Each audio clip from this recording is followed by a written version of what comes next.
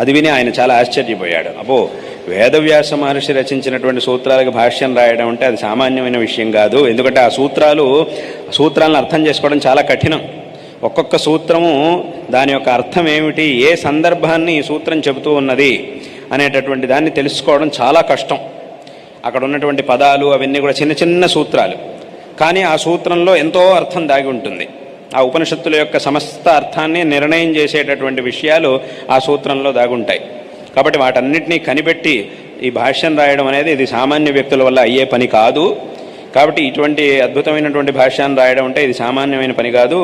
మీ శిష్యులు మీ గురించి ఇలా చెప్తున్నారు, ఏదో మీరు ఇట్లా భాష్యాన్ని రాశారని చెప్తున్నారు, అయితే నేను ఒక సూత్రం అడుగుతాను, చెప్తారా దానికి అర్థం అని అన్నారు. అప్పుడు శంకరులు ఒక మాట అన్నారు. ఏమిటి అనంటే, మేము భాష్యాన్ని రచించాము అనేటటువంటిది వాస్తవమే, అయితే మేము భాష్యాన్ని రచించాము, అన్ని విషయాలు మాకే తెలుసు అనేటటువంటి అహంకారం మాకు లేదు. మాకు ఉన్నటువంటి జ్ఞానంతో మేము ఈ భాష్యాన్ని రచించాము. నాకేం అటువంటి అహంకారం అనేది లేదు. మిమ్మల్ని చూస్తే ఎవరో చాలా గొప్పవారు అని నాకు అనిపిస్తోంది, మా మనస్సు అట్లా చెబుతోంది. మీరు ఎవరో గొప్పవారుగా ఉన్నారు, మీరు అడగాల్సింది అడగండి, నాకు తెలిసినంత వరకు నేను చెప్తాను అని ఇట్లా వినయంగా శంకరులు సమాధానం చెప్పారు.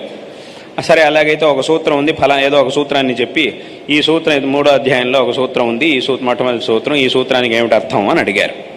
అప్పుడు శంకరుడు దానికి అర్థాన్ని చెప్పారు. దీనికి ఇలా అర్థం, ఈ సూత్రానికి ఇదే అర్థం అని చెప్పారు.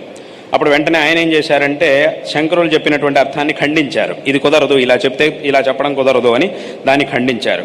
మళ్ళీ దానికి శంకరాచార్యుల వారి సమాధానం, కాదు ఇలాగే చెప్పాలి, ఈ సూత్రానికి ఇలా అర్థం చెప్తేనే సరిపోతుంది అని మళ్ళీ ప్రతిపాదన చేశారు. మళ్ళీ దాన్ని ఆయన ఖండించారు. మళ్ళీ శంకరులు సమాధానం చెప్పారు. మళ్ళీ ఆయన ప్రశ్నించారు. మళ్ళీ సమాధానం. ఈ రకంగా వాళ్ళిద్దరి మధ్య పెద్ద వాదన మొదలైంది.